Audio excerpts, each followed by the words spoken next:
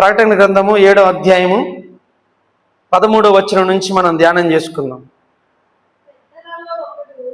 పెద్దలలో ఒకడు తెల్లని వస్త్రములు ధరించుకొని ఉన్న వీరెవరు, ఎక్కడ నుండి వచ్చిరని నన్ను అడిగెను. అందుకు నేను, అయ్యా నీకే తెలియననగా అతడు ఇలాగు నాతో చెప్పెను, వీరు మహాశ్రమలలో నుండి వచ్చిన వారు గొర్రెపిల్ల రక్తములో తమ వస్త్రములను ఉదుకుకొని వాటిని తెలుపు చేసుకొనిరి. అందువలన వారు దేవుని సింహాసనము ఎదుట ఉండి రాత్రింబగళ్ళు ఆయన ఆలయములో ఆయనను సేవించుచున్నారు. సింహాసనాసీనుడైన వాడు తానే తన గుడారము వారి మీద కప్పును. వారికి ఇక మీదట ఆకలి అయినను దాహమైనను ఉండదు. సూర్యుని ఎండ అయినను ఏ వడగాలి అయినను వారికి తగులదు. ఎలయనగా సింహాసనం మధ్యమందుండు గొర్రెపిల్ల వారికి కాపరి అయి జీవజలముల బుగ్గల యొద్దను వారిని నడిపించును. దేవుడే వారి కన్నుల నుండి ప్రతి బాష్ప బిందువును తుడిచివేయును. దేవునికి స్తోత్రం. హల్లెలూయా. ప్రభు సహాయం కొరకు ప్రార్థన చేసుకుందాం. పరిశుద్ధుడైన తండ్రి, ప్రేమస్వరూపుడా, మమ్మలను మిక్కిలిగా ప్రేమించిన మా యేసయ్య, నీ ఘనమైన ఉన్నతమైన మహాపరిశుద్ధమైన మీ నామాన్ని బట్టి, మీ వ్యక్తిత్వ స్వభావ లక్షణములను బట్టి, మీ ప్రభావ శక్తిని బట్టి అయా మీకు వందనములు, స్తోత్రములు తండ్రి.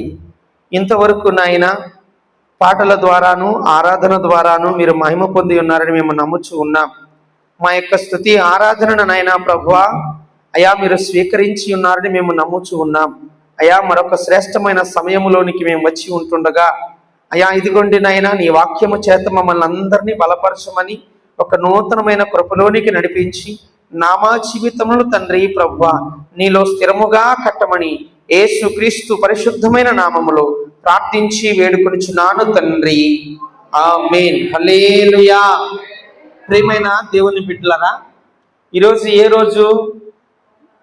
ఈరోజు ఆదివారము. మరి ఏంటి అని అంటే మొదటి ఆదివారం కాబట్టి ఒక ప్రత్యేకత ఏంటంటే ప్రభు యొక్క బల్లారాధన అనేది ఈరోజు మనము తీసుకోబోతా ఉన్నాం.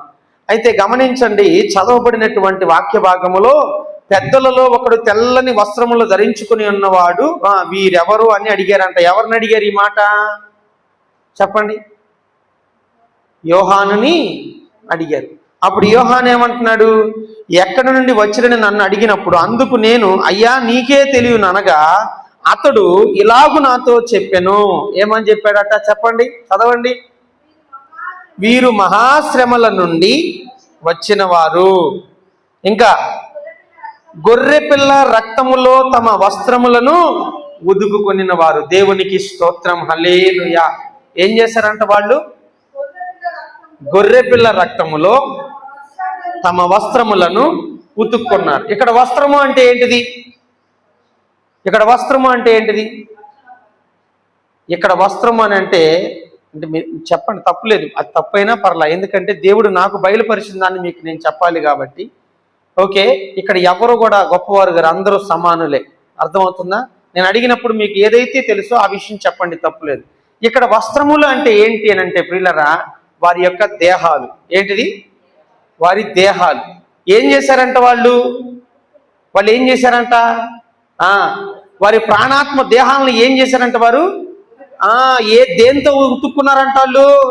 గొర్రెపిల్ల రక్తములో తమ వస్త్రములు అనగా తన ప్రాణాత్మ దేహాలను, వారి యొక్క శరీరాన్ని ఏం చేశారు వాళ్ళు? ఉతుక్కున్నారంట. ఉతుక్కున్నప్పుడు తెల్లగా మార్చబడిందంట. దేవునికి స్తోత్రం. హల్లెలూయా. దావీదు అంటూ ఉంటాడు 51వ కీర్తనలో, ఏమంటాడు? ఇసోపుతో నన్ను గడుగు, హిమము కంటే తెల్లగా నన్ను గడుగట్టాడు. దేంతో కడగాలి ఆయన? ఎవరైనా అలా కడగబడాలంటే దేంతో కడగబడతారు? బట్టలు ఉతకడానికైతే రిన్ సోపో లేకపోతే ఏదో వాడుతూ ఉంటారు. కానీ మనిషి యొక్క ఆ పాపపు స్థితిని కడగడానికి ప్రియులరా కేవలము యేసు రక్తము చేత మాత్రమే పాపములన్నీ కడగబడి ఆ మనిషి అరికాలు నుంచి నడినెత్తి వరకు తెల్లగా మార్చబడతాడంట. దేవునికి స్తోత్రం, హల్లెలూయా. అర్థమవుతుందండి? తెల్లగా మార్చబడతాడంట. ఏం జరిగింది అక్కడ? గొర్రె పిల్ల రక్తము చేత వారు తమ వస్త్రాలు అనగా తమ దేహాలను, ప్రాణాత్మ దేహాలను ఏం చేశారు? ఉతుక్కున్నారంట, కడుక్కున్నారంట. అలా కడుక్కున్నటువంటి వారి గురించి ఇక్కడ చెప్తా ఉన్నారు. ఇంకా మాట్లాడితే చూడండి, ఉతుకుకొని వాటిని తెలుపు చేసుకున్నారు. ఏం చేసుకున్నారు? ఈరోజు ఉండాల్సింది అంటే, నేను తప్పు పట్టట్లేదండి, మళ్ళీ తప్పుగా పాస్టర్ గారు అంటున్నాను అనుకోమాకండి. వస్త్రాలు మాత్రమే కాదు తెల్లగా ఉండాల్సింది, మన శరీరం మీద ఉన్న చర్మం మాత్రమే కాదు తెల్లగా ఉండాల్సింది. చాలా మంది లోకంలో తెల్లగా మహేష్ బాబులాగా చాలా అందంగా ఉండొచ్చేమో, కానీ వారికి గమనించండి ప్రియమైన దేవుని బిడ్డలారా, వారి యొక్క ఆ దేహము తెల్లదనం మాత్రమే కాదు, హృదయము తెల్లగా ఉండాలి, వారి ఆలోచన తెల్లగా ఉండాలి. అర్థమవుతుందా? బట్టలు తెల్లగా ఉంటే సరిపోదు, దేహము తెల్లగా ఉంటే సరిపోదు, వారి మాట తెల్లగా ఉండాలి, వారి యొక్క ఆలోచన తెల్లగా ఉండాలి. ఈ విధంగా వాళ్ళు ఉండాలన్నమాట. అర్థమవుతుందా? ఎప్పుడైతే వాళ్ళు అలా ఉంటారో ఏమవుతుందంటే ప్రియులరా, వాళ్ళు ఉతుక్కున్నారనమాట. ఉతుక్కోవాల్సింది ఏం ఉతుక్కోవాలి? ఇప్పుడు క్రీస్తు రక్తములో మనం ఉతుక్కుంటున్నామా? ఈరోజు ప్రభు యొక్క బల్లారాధన, ఆ యొక్క రక్తము చేత మనం ఉతకబడాలి, ఆ రక్తము చేత మనం ఉతకబడాలి. కాబట్టి గమనించండి ప్రియమైన దేవుని బిడ్డలరా, ఆ రక్తము మనల్ని ఉతకాలి అని అంటే మనం ఏం చేయాలా? మనము చేసిన ప్రతి పాపాన్ని, తెలిసి కానీ తెలియక కానీ చేసిన ప్రతి పాపాన్ని, నేను అంటాను ఒక సేవకుడిగా మిమ్మల్ని అందరినీ హెచ్చరించాలి, మిమ్మల్ని అందరినీ పురికొల్పాలి. ఒకవేళ మీలో ఏదైనా బలహీనత ఉండి అనగా మీలో ఏదైనా తప్పుండి కనుక బల్లని చేరితే, అది నేను మిమ్మల్ని హెచ్చరించకపోతే, ఆ హెచ్చరిక ద్వారా మీరు సరి చేసుకోకుండా బల్లను సమీపిస్తే ఆ దోషం ఎవరి మీదకి వస్తుంది? ఎవరి మీదకి వస్తుంది? ఇక్కడ నిలబడి మాట్లాడడం ఆషామాషి కాదు. మీ పాపాలకు వాటన్నిటికీ నేను మళ్ళీ ఇదవుతాను. అర్థమవుతుందా? చేసేది మీరైనా దానిని శిక్ష అనుభవించేది ఎవరు? సేవకుడు. కాబట్టి సేవకుడు ఏం చేయాలి? సేవకుడు ఏం చేయాలి? దాని గురించి హెచ్చరించాలి. మీరు ప్రభు యొక్క బల్లను సమీపించేటప్పుడు, ఆయన శరీరాన్ని, ఆయన రక్తాన్ని తాగేటప్పుడు దేవునికి వ్యతిరేకముగా, దేవుని రూపములో చేయబడినటువంటి మనిషికి వ్యతిరేకముగా మీరు ఏది చేసినా, ఏది మాట్లాడినా, మీ నడక ఎలా ఉన్నా దానిని మీరు ఏం చేసుకోవాలా? సరి చేసుకుని ప్రభు యొక్క బల్లను సమీపించాలి. ఇక్కడ అంటా ఉన్నారు, అక్కడ ఎవరంట వాళ్ళందరూ తెల్లటి వస్త్రాలు వేసుకున్న వాళ్ళు అంటే గొర్రె పిల్ల రక్తము చేత కడగబడిన వారు వారి యొక్క వస్త్రాలను ఉతుక్కున్నారంట. వారు ఏం చేశారు? వారి దేహాలను ఉతుక్కున్నారు, వారి మాటలు ఉతుక్కున్నారు, వారి ఆలోచన ఉతుక్కున్నారు, వారి నడవడికను వారి ప్రవర్తనను ఉతుక్కున్నారు దేవుని యొక్క రక్తములో, గొర్రెపిల్ల రక్తములో. ఈరోజు మనం అలా ఉతుక్కుంటున్నామా? కాబట్టి గమనించండి ప్రియులారా, ఇంకా ముందున్న మాటలు చదువుతా ఉంటే చూడండి 15వ వచనములో, అందువలన వారు దేవుని సింహాసనము ఎదుట ఉండి రాత్రింబగళ్ళు ఆయన ఆలయములో ఆయనను సేవించుచున్నారు. ఎక్కడంట? ఎక్కడున్నారంట వాళ్ళు? దేవుని సింహాసనము ఎదుట ఉండి రాత్రింబగళ్ళు దేవుణ్ణి ఏం చేస్తున్నారు? వాళ్ళు సేవిస్తున్నారు. దేవుని సింహాసనం ఎక్కడుంది? ఎక్కడుందండి? ఎక్కడుంది దేవుని సింహాసనం? పరలోక రాజ్యములో ఉంది. పరలోక రాజ్యములో మనం వెళ్ళాలి అని అంటే ఏం చేయాలా? ముందున్న మాట ఏంటిది? గొర్రెపిల్ల రక్తములో వారి తమ వస్త్రములను ఉతుక్కున్నారు. ఈరోజు మనం ఉతుక్కుంటేనే ఎక్కడికి వెళ్తాం?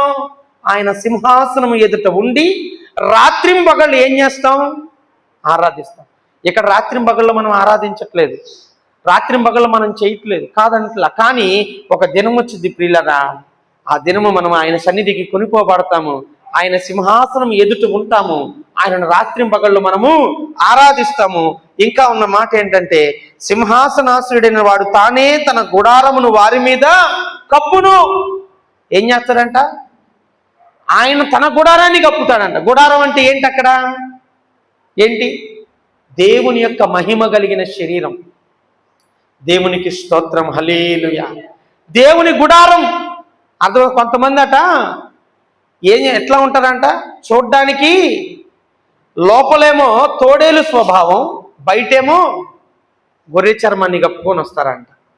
అట్లా ఇక్కడ అట్లా కప్పుకొని ఉంటారేమో కానీ నేను అంటాను ప్రియులరా, యేసుక్రీస్తు ప్రభువారు మనము మన యొక్క ప్రాణాత్మ దేహాలను ఆయన రక్తములో కడుగుకొని మనము ఆయన రాజ్యానికి వెళ్ళినప్పుడు ఆయన ఎదుట రాత్రింబగళ్ళు మనం ఆయన స్తుతిస్తూ ఉన్నప్పుడు ఆయన గుడారం అంటే ఏంటి? ఆయన మహిమను. దేవునికి స్తోత్రం, హల్లెలూయా. ఆయన మహిమను మనకు కప్పుతాడు ప్రియులారా. అర్థమవుతుందా? ఆయన మనకి మహిమను కప్పుతాడు. తర్వాత ఏం జరిగిద్దంటే చూడండి, వారికి ఇక మీదట ఆకలి అయినను దాహమైనను ఉండదు. ఆకలి ఉండదు, దాహం ఉండదు. ఇంకా చూడండి, సూర్యుని ఎండ అయినను ఏ వడగాలి అయినను వారికి తగులదు.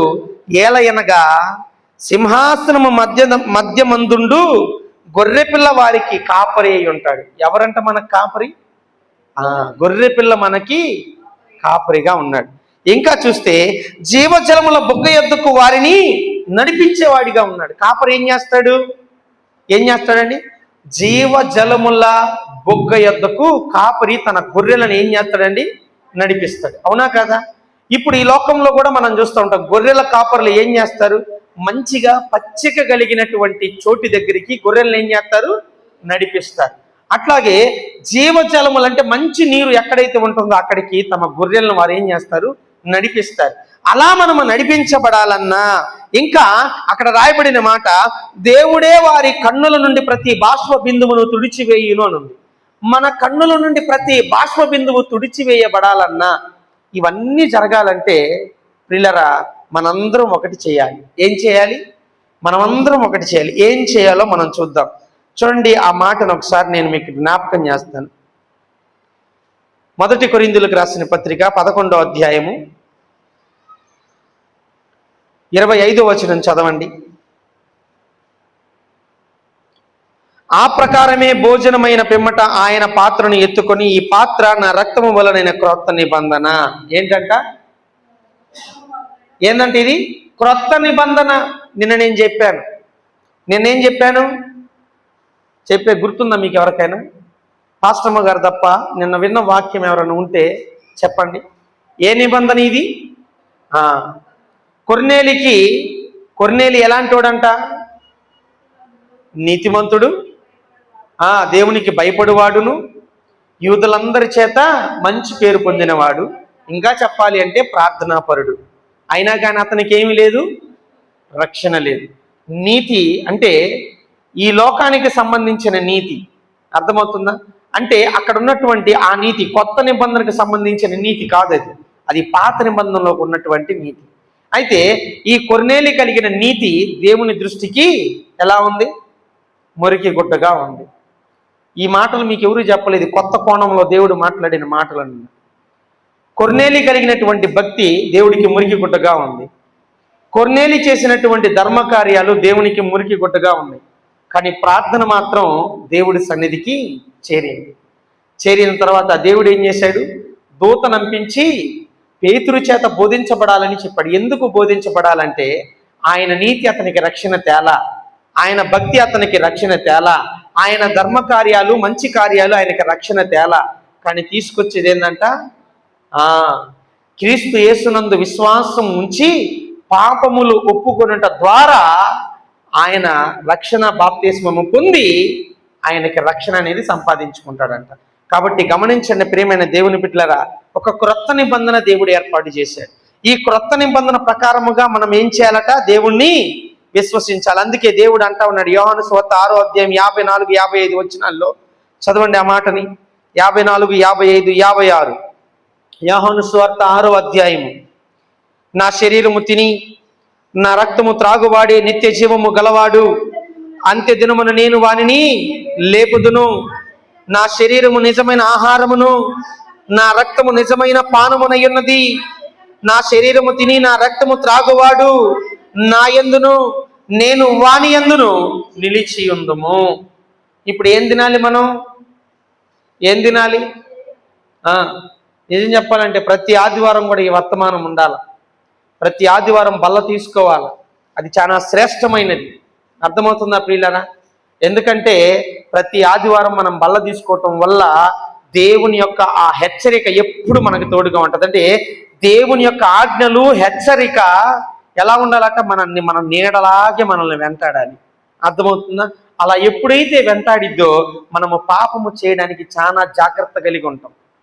పాపం అనే దాన్ని మన జీవితంలో రానివ్వకుండా పాపం మనం ముందుకు వచ్చినప్పుడు మనం ఏం చేస్తాము, మనల్ని జాగ్రత్తగా కాపాడుకోగలుగుతాం. అందుకని గమనించండి ప్రియమైన దేవుని బిడ్డలారా, యేసుక్రీస్తు ప్రభువారు అంటున్నారు, నా శరీరము తిని నా రక్తము త్రాగువాడే నిత్య జీవము గలవాడు. మనం ఏం చేయాలా? నెలకొకసారి కాదు, దేవుని చిత్తమైతే, దేవుని కృప అయితే, అవసరమైతే ప్రతిరోజు కూడా తీసుకునేటటువంటి స్థితిలోకి మనం వెళ్ళాలి. ఆ స్థితిలోకి మనం వెళ్ళాలి. ఆదియందు అపోస్తులు ఏం చేశారట? ఇంటింటా రొట్టె విరిచారంట. ప్రియులారా, ఇంటింటా రొట్టె విరిచారంట. ఈ ఇంట్లో కూడుకున్నారు, ఈ ఇంట్లో నుంచి పక్కింట్లోకి వెళ్ళారు, అక్కడ కూడా రొట్టె విరిచినట్లుగా మనం చూస్తూ ఉన్నాం. నేను అంటాను, అది ఎందుకు అని అంటే ప్రియులారా, ఆయనను జ్ఞాపకము చేసుకోవడానికి. దేనికట? ఆయనను జ్ఞాపకము చేసుకోవడానికి, ఆయనను ప్రచురణ చేయడానికి, ఆయన మరణము గురించి ప్రచురించడానికి. అర్థమైందా? ఎందుకనంటే ఇవన్నీ మనం ఎప్పుడైతే గుర్తుపెట్టుకుని ఉంటామో అప్పుడు ఏమవుతుందంటే పరిశుద్ధమైన జీవితాన్ని మనం జీవించగలుగుతాం. అర్థమవుతుందా? నెలకొకసారో లేకపోతే ఎప్పుడో ఒకసారో తీసుకుంటే ప్రియులరా, మిగతా సమయం అంతా ఏంటంటే దేవుడంటే భయము లేనటువంటి స్థితిలో, పాపానికి మనము అవకాశం ఇచ్చేటటువంటి స్థితిలో మనము నడుస్తూ ఉంటాం. కాబట్టి గమనించండి, నేను అంటాను, నెలకి ఒక్కసారి ఇక్కడ జరుగుతూ ఉంది కదా, దేవుని చిత్తమైతే ప్రతి వారము కూడా తీసుకోవడానికి మీరు ఇష్టపడండి. మీలో నుంచి ప్రేరేపించబడిన వారు, నిజం చెప్తున్నాను, ప్రేరేపించబడిన వారు యేసు క్రీస్తు యొక్క గొర్రెపిల్ల యొక్క రక్తములో తమ వస్త్రాలు ఉతుక్కునే వారు ఏం చేస్తారంటే, ఆ వస్తారు దైవ సేవకుడితో మాట్లాడతారు, అయ్యా మాకు బల్ల కావాలి, మాకు బల్ల కావాలి, మా ఇంట్లో కూడికి పెట్టండి అని ఎందుకు అడుగుతున్నారు? ఎందుకు అడుగుతున్నారు కూడికి పెట్టండి అని? మేలు జరిగిద్దనేగా, దేవుణ్ణి స్తుతించాలనే కదా. మరి అలాంటప్పుడు బల్ల విషయంలో మనం ఎందుకు అలక్ష్యముగా ఉండాలి? బల్ల విషయంలో కూడా మనం శ్రద్ధ కలిగి ఉండాలి ప్రియులారా. అర్థమవుతుందా? కాబట్టి గమనించండి, ఇక్కడ ఆయన అంటా ఉన్నాడు, నా శరీరము తిని నా రక్తము త్రాగువాడే నిత్య జీవము గలవాడు, అంత్య దినమున నేను వానిని లేపుతాను అని అంటున్నాడు. ఇంకా మనం చూసినట్లయితే ప్రియమైన దేవుని బిడ్డలారా, చూడండి, ఈ యొక్క క్రీస్తు రక్తం వల్ల దేవుడు మనకి ఇచ్చినటువంటి ఆ స్థితి. ఎఫెసీయులకు రాసిన పత్రిక 2వ అధ్యాయం 13వ వచనం చదవండి. ఎఫెసీయులకు రాసిన పత్రిక 2వ అధ్యాయం 13వ వచనం. అయినను మునుపు దూరస్తులైన మీరు ఇప్పుడు క్రీస్తు యేసునందు క్రీస్తు రక్తము వలన సమీపస్తులై ఉన్నారు. మనం ఎవరమంట? ఇంతకుముందు ఎవరమంట? మనమి దూరస్తులుగా మనం ఉన్నాం. దేనికి దూరస్తులుగా ఉన్నాం?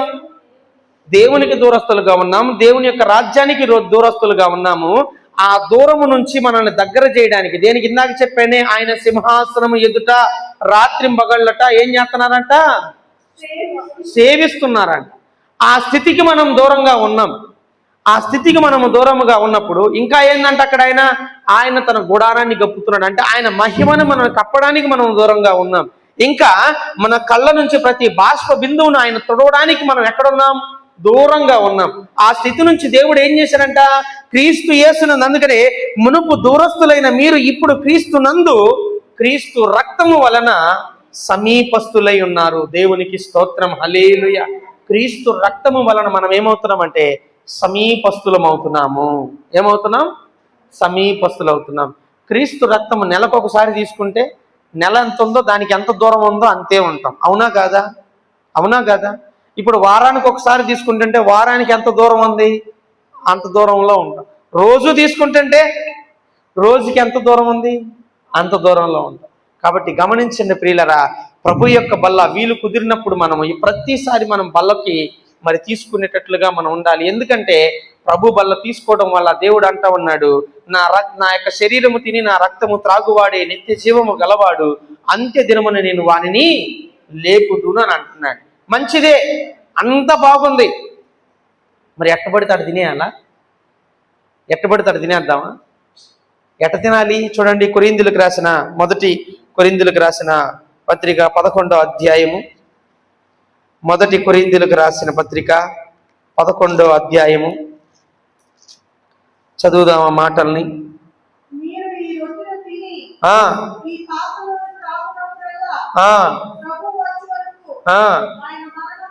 ప్రైజ్ ద లార్డ్, హల్లెలూయా. మొట్టమొదటి విషయం ఏంటి? మీరు ఈ రొట్టెను తిని ఈ రక్తము త్రాగునప్పుడెల్లా ఆయన వచ్చు వరకు ఏం చేయాలంట? ఆయన మరణమును ప్రచురం చేయాలి. నేను అంటున్నాను, స్టీఫెన్ ఏం చేయాలా? రొట్టె తిన్నప్పుడు, రక్తము త్రాగుతున్నప్పుడు ఏం చేయాలా? ఆయన వచ్చే వరకు ఏం చేయాలా? అర్థమైందా? ఆయన మరణాన్ని ప్రచురం చేయాల. వెళ్ళిన ప్రతి స్థలములో దేవుని నామాన్ని ప్రకటించాల. దేవుని నామాన్ని ప్రకటించడానికి అనేకమైన మార్గాలు ఉన్నాయి. అర్థమైందా? మొట్టమొదటి మార్గం ఏంటో తెలుసా? మన ప్రవర్తన. ఏంటిది? మన ప్రవర్తన.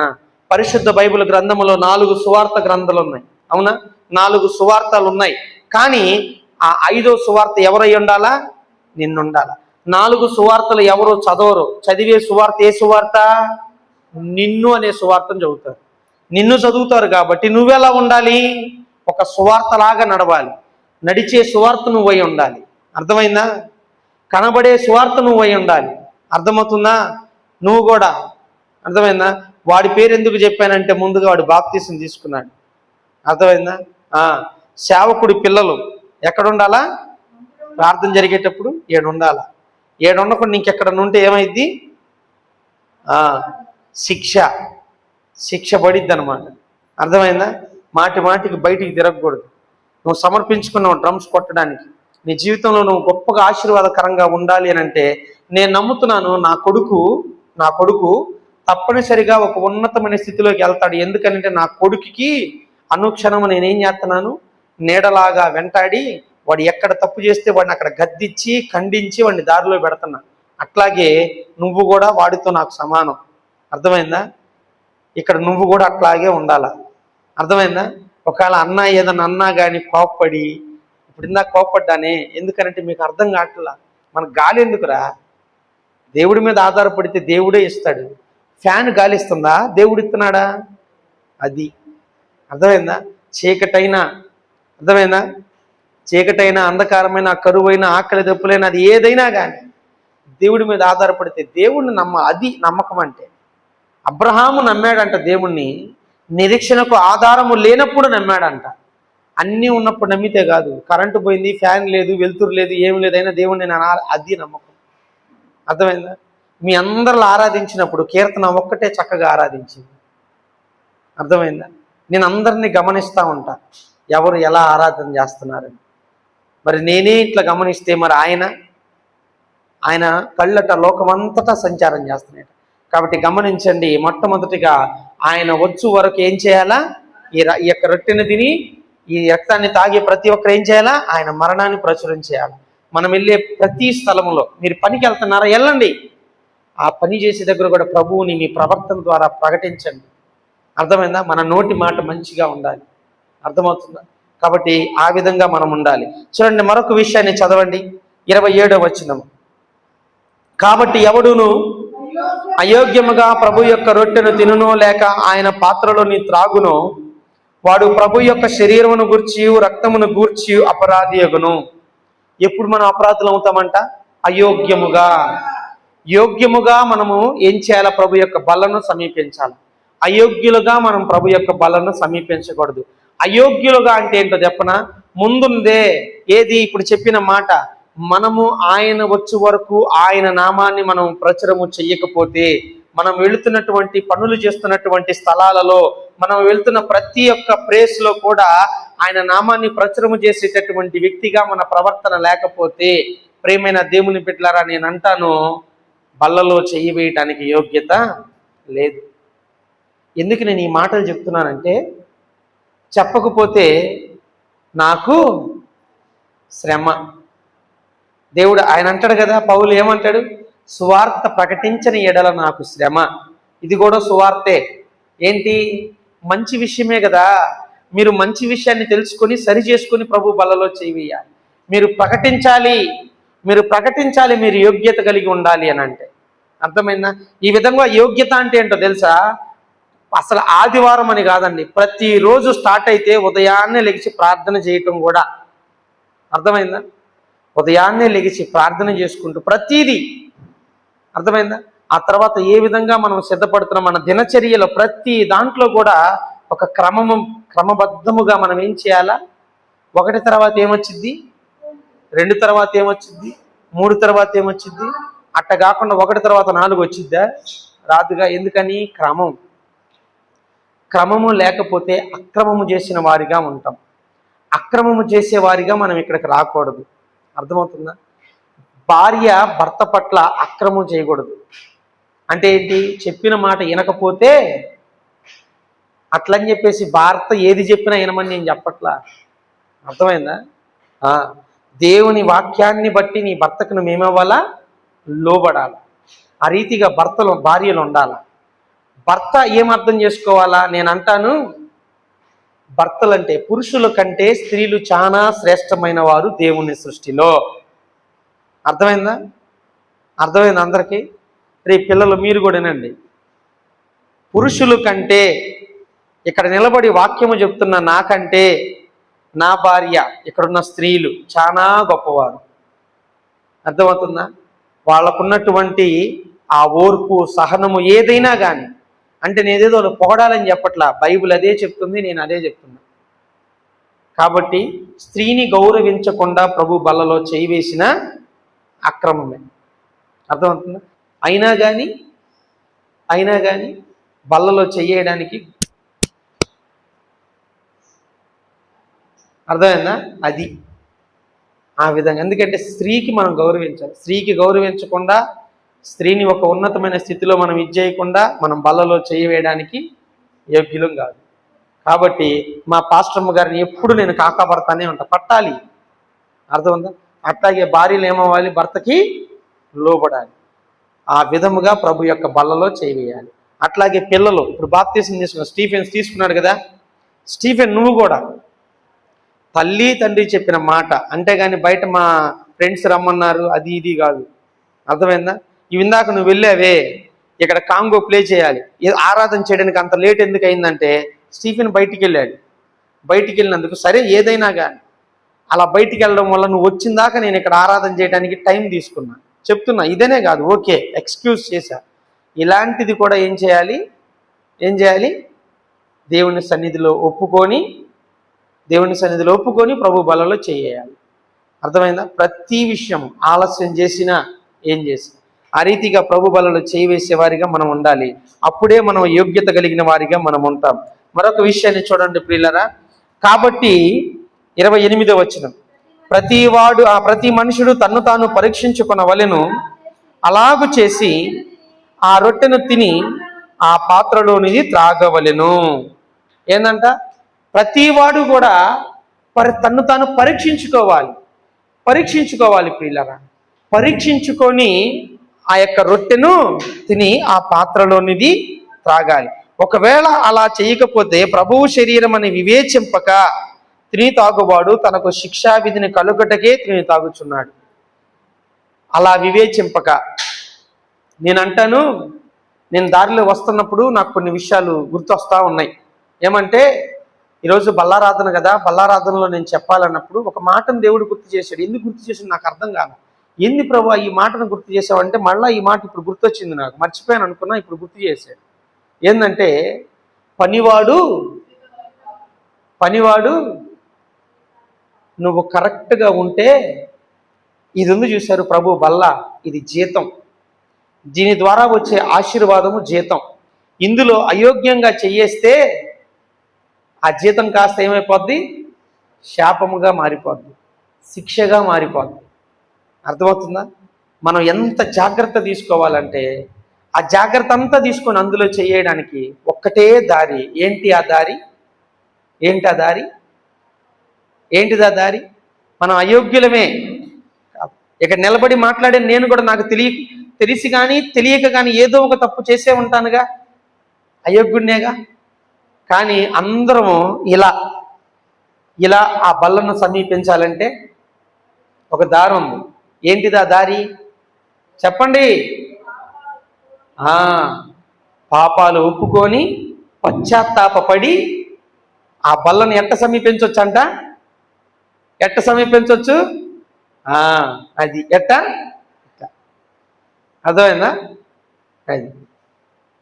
కాబట్టి గమనించండి, మనకి దేవుడు సమయాన్ని ఇచ్చాడు. ఈ సమయంలో మనం ఏం చేయాలా? మనం ఎలాంటి తప్పు చేసినా, నేను అంటాను అంటే తెలిసి చేయమని చెప్పట్లా, ఒకవేళ తెలియక యాక్సిడెంటల్గా మన జీవితంలో మనం మాట తూలామా, ఆలోచన తూలామా, మన నడవడిక తూలామా, యాక్సిడెంటల్గా నేను అంటాను, దేవుని సన్నిధిలో భయము కలిగి, భక్తి కలిగి, పశ్చాత్తాపముతో మనము కన్నీటి ద్వారా మనం ఏం చేయాలండి?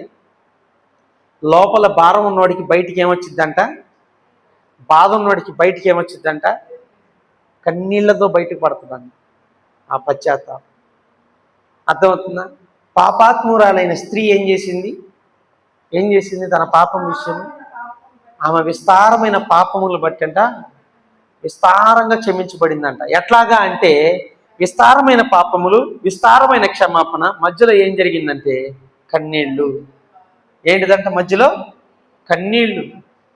కన్నీళ్లతో ఆయన పాదాలు కడిగిందంట. ఎంత పశ్చాత్తాపడి ఉంటుంది. నేను అంటాను ప్రియులరా, ఎంతవరకు దేవుని నామాన్ని మనం ప్రకటించలేకపోతున్నామేమో మన ప్రవర్తన ద్వారా, స్వార్థ పరిచర్య ద్వారా. కాబట్టి నేను అంటాను, ఈ సమయంలో ప్రభు బలను సమీపించే మనము కొద్ది నిమిషాలు నేను మీకు సమయాన్ని ఇస్తాను. మీరందరూ కూడా వ్యక్తిగతంగా ప్రార్థన బలను సమీపించడానికి. మీరు ఏడుస్తారో, పొడబెబ్బులు పెట్టుకుంటారో, బట్టలేసించుకుంటారో, జుట్టు పీక్కుంటారో, మీరు ఏం చేస్తారో నాకు తెలియదు, కానీ నేను అంటాను మీ అందరికీ నేను సమయాన్ని ఇస్తున్నాను. అందరూ కూడా స్టీఫెన్తో సహా మీరందరూ కూడా, ఇటువైపు స్త్రీలు, ఇటువైపు పురుషులు, కుర్చీలో కూర్చునేవారు కుర్చీలో కూర్చోండి, కింద కూర్చోగలిగే వాళ్ళు కింద కూర్చోండి. మీరందరూ కూడా మోకరించగలిగే వాళ్ళు బల్లను సమీపించుదాం. ప్రతి ఒక్కరం కూడా ఒక 5 నిమిషాలు సమయం ఇస్తాం. తెలిసి చేసినవి కానీ తెలియక చేసినటువంటి ప్రతి దాన్ని కూడా మనం దేవుని సన్నిధిలో ఒప్పుకుందాం. యోగ్యత కలిగి సంపాదించుకొని దేవుని యొక్క బల్లను సమీపించుదాం. బల్లలో చేయి వేయకుండా ఇంకా బాప్తీసం తీసుకునేవారు ఆ వెనకాలకి వెళ్ళి కూర్చోండి, కుర్చీలో కూర్చోండి. బయటికి ఎవ్వరు వెళ్ళొద్దు. అందరు ఏడే ఉండాలి, అందరు ఇక్కడే ఉండాలి. పశ్చాత్తాపడ